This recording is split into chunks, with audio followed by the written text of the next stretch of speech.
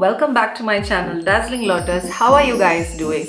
I hope you liked the part 1 of Halloween makeup look which I created for you guys. If you like the video, please let me know in the comment section below. So this is a part 2, that is a makeup look number 2. So in this video I'll be doing a frozen queen kind of look. As I mentioned, this look is gonna be very simple, and you can create this with all the basic makeup you have in your vanity. So I have prepared my face with the base makeup.